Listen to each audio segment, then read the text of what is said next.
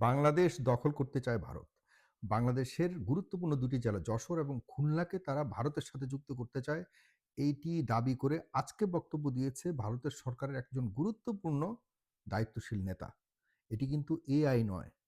এটি সত্যিকার অর্থেই ভারতের পশ্চিমবঙ্গের একজন সর্বোচ্চ নেতা এই ধরনের দাবি করে আজকে বক্তব্য দিয়েছে জনসভায় প্রকাশ্যে। হ্যাঁ, আপনারা সঠিক শুনছেন। আমাদের এরকম একটা পর্যায়ে আসবে বাংলাদেশের ভবিষ্যৎ বা এমন একটা আ সময়ের মোকাবেলা করতে হবে আমাদের, এগুলি আমরা সবসময় বলে আসছি। কি করতে হবে পরে বলছি, শেষ পর্যন্ত ভিডিওটা দেখবেন। ২ টি বিষয়ের উপর আমি আজকে আলোকপাত করব এবং এটি নিয়ে আপনাদের সবাইকে সোচ্চার হতে হবে, কথা বলতে হবে সবাইকে। যদি আপনি সঠিক বা শতভাগ বাংলাদেশী হয়ে থাকেন, তাহলেই আপনার গায়ে লাগবে এবং আপনি এই নিয়ে কথা বলবেন, আমাদেরকে কথা বলতেই হবে। আজকে আপনারা জানেন যে ভারতের ষড়যন্ত্র সবসময় ১৯৭১ সাল থেকে বাংলাদেশ নিয়ে করে আসছে। আজকের কথা যদি বলি, যেটি আমি শুরু করেছি বলে যে বাংলাদেশকে দখল করতে চায়, বাংলাদেশকে ভাঙতে চায় ভারতের পশ্চিমবঙ্গের আ বিজেপি, মানে বর্তমান রুলিং পার্টি ভারতের আ কেন্দ্রীয় সরকার, যে বিজেপির রাজনৈতিক দলের সরকার, সেই বিজেপির রাজ্য সভাপতি শ্রমিক ভট্টাচার্য, তিনি আজকে তার নির্বাচনী আ জনসভায়, আগামী এই এপ্রিলে বিধানসভা নির্বাচন হবে পশ্চিমবঙ্গে এবং সেই বিধানসভা নির্বাচনের আ সভার মধ্যে তিনি বক্তব্য দিয়ে বলেছেন যে বাংলাদেশকে ভেঙে খুলনা এবং যশোরকে ভারতের সাথে পশ্চিমবঙ্গের সাথে যুক্ত করতে হবে, মানে ভারতের সাথে যুক্ত করে, এবং তিনি বাংলাদেশে বসবাসকারী ভারতীয় মানে আ হিন্দু যারা রয়েছেন, সেই হিন্দু সমাজের লোকজনকে তিনি আহ্বান করেছেন যেন তারা বিভিন্ন ধরনের ছল-চাতুরির উপায়ে এই অঞ্চলকে ভেঙে তাদের সব সম্পদ-টম্পদ নিয়ে যাতে ভারতে চলে যায়। চিন্তা করুন কতটা নিকৃষ্ট, কতটা ভয়ংকর এই পশ্চিমবঙ্গের হিন্দু সম্প্রদায়ের তথাকথিত নেতারা। আমাদের কাছে হিন্দু মুসলিম আমরা সবাই এক। বাংলাদেশের মধ্যে কোনো হিন্দু মুসলিম ভেদাভেদ নাই। কোনো ধরনের ধর্মের সাথে আমরা আমার রাজনৈতিক দৃষ্টিভঙ্গি এবং আমাদের সামাজিক দৃষ্টিভঙ্গি আমরা দেখাই না। আমরা সরাসরি বলতে চাই আমরা বাংলাদেশী। আর বাংলাদেশে যারা হিন্দুরা রয়েছে তারা সবাই বাংলাদেশী। তারা কেউ হিন্দু নয়। আগে সবাই বাংলাদেশী। এরপর আমরা আমার ধর্মীয় বিচারে আমরা নিজেদেরকে দেখার চেষ্টা করি। আমি একটা কথা বলতে চাই আপনাদেরকে। আপনারা জানেন যে ভারত সরকার সে ১৯৭১ আমাদের মহান মুক্তিযুদ্ধের পর থেকে তারা বাংলাদেশ নিয়ে ষড়যন্ত্র প্রতিনিয়ত করে যাচ্ছে। এই বাংলাদেশকে কার্যত একটা ক্রিপলড কান্ট্রি, তাদের নিয়ন্ত্রিত একটি ভূখণ্ড হিসেবে তারা সবসময় রাখতে চেয়েছে। এবং যেটি প্যালেস্টাইনকে করেছে, যেটি তারা ওই বিভিন্ন ধরনের আ ছোট, ছোট দেশকে এভাবে তৈরি করে তারা কিন্তু তাদের নিয়ন্ত্রণে রেখে এবং ওইসব দেশকে প্রতিনিয়ত শোষণ করবার একটা আ ইঞ্জিনের মতো, মানে হলো গরুর মতো আমাদেরকে রাখবে। তারা মাঝেমধ্যে গরুর দুধ দোহায়ে, দোহায়ে তারা খাবে দুধ, আর আমরা কষ্ট করে তাদের জন্য এ আ এই দুধ রেখে দিব। তারা এই দুধকে নিয়ে যাবে। এই হলো তাদের আসল প্ল্যান। যে প্ল্যানের প্রেক্ষিতে তারা সেই ১৯৭১ সাল থেকেই আমাদেরকে বিভিন্ন ধরনের টার্মস অ্যান্ড কন্ডিশনের মধ্যে ফেলে, ফেলে দুর্বল রেখেছে। কিন্তু এটি সত্য, সেই বঙ্গবন্ধুর আমল থেকে শুরু করে বঙ্গবন্ধুও বুঝতে পেরেছিলেন ভারতের এই চালাকি, জিয়াউর রহমানও বুঝতে পেরেছিলেন ভারতের এই চালাকি। সেই তৎকালীন সময়ে যারা সত্যিকার অর্থেই বাংলাদেশের পক্ষের নেতারা ছিলেন, রাজনীতিবিদরা ছিলেন, তারা ঠিকই বুঝতে পেরেছিল যে ভারতকে অন্ততপক্ষে আমাদের দেশে কখনোই সুযোগ দেয়া যাবে না। যে কারণে আমাদের তৎকালীন সময় কদিন পর, পর কূ হতো, কদিন পর, পরই আমাদের দেশে অ্যাসাসিনেশন হতো। আমাদের গুরুত্বপূর্ণ সেই দেশের যারা তৈরি করেছে তাদেরকে গুপ্ত হত্যার শিকার হতে হতো। এই সব তৎকালীন সময়ে সব নেতারা তো এভাবেই আমাদেরকে দেশকে মানে এভাবে রেখে তারা আ হ হ হত্যার শিকার হয়ে চলে গেছে পৃথিবী ছেড়ে। কিন্তু এরপরেই শুরু হয়েছে দালালদের দৌরাত্ম্য।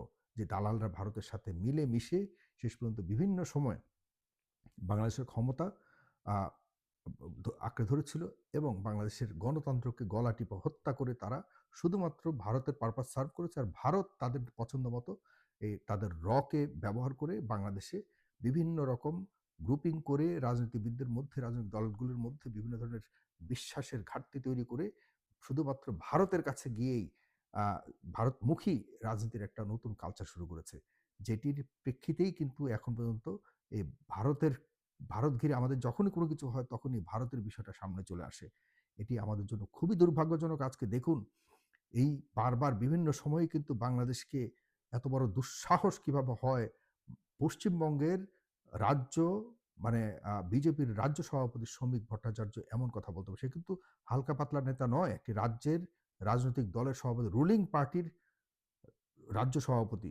অনেক বড় একটি পদ। কিন্তু আমাদের দেশের মতো দেশে তার মতো লোকের আমাদের গোনার টাইম নাই। এটি হয়তো তারা জানে না। কিন্তু এ ধরনের মন্তব্য যখন করতে পারে দায়িত্বশীল জায়গা থেকে, আর সরকার যখন তাদের সরকার যখন চুপ থাকে, তাহলে কিছু না কিছু এখানে মিন করে। আপনারা জানেন যে সীমান্তের কাছেও কিন্তু তারা, যেখানে আন্তর্জাতিক নিয়মে ৭ কিলোমিটারের আশেপাশে কখনোই কোনো ধরনের চৌকি বসাতে পারে না, কোনো ধরনের মিলিটারি সমাবেশ করতে পারে না, কোনো ধরনের সীমান্ত রক্ষী বাহিনী কোনো ধরনের ঘাঁটি গাড়তে পারে না। কিন্তু বাংলাদেশের এই সীমান্তে কিন্তু আ মা মি আপনার সীমান্ত রক্ষী বাহিনী সেখানে ঘাঁটি গেড়েছে, যেটি সম্পূর্ণভাবে অনিয়মের আ একটি বড় ধরনের দৃষ্টান্ত সেটি করেছে।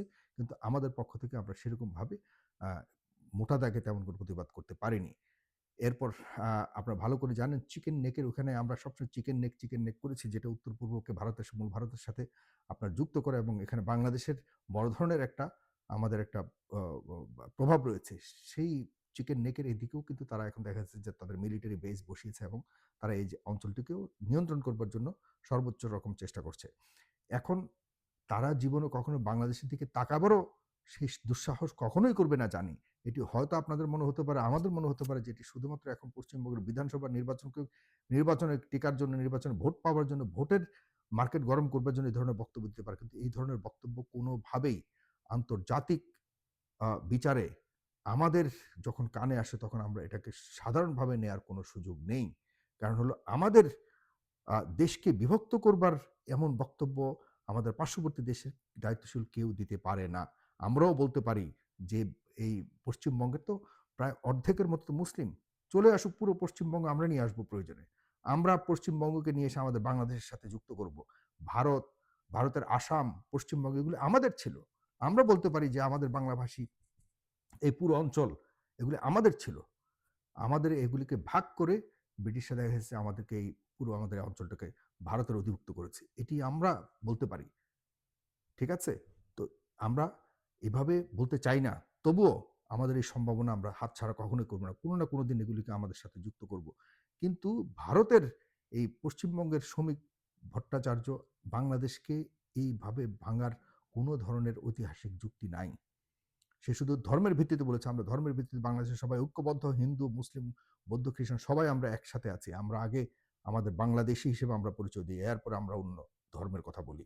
সুতরাং বাংলাদেশের দিকে আঙুল তুলে কথা বলার আগে বারবার হিসাব করতে হবে জনাব শ্রমিক চট্টোপাধ্যায় বা ভট্টাচার্য। Be careful. বাংলাদেশের মাথায় রাখতে হবে ১৯ কোটি মানুষ, ১৯ কোটি মানুষ নয়, এরা কিন্তু ১৯ কোটি মিসাইলস, ১৯ কোটি আ পরমাণু অস্ত্র, মাথায় রাখতে হবে।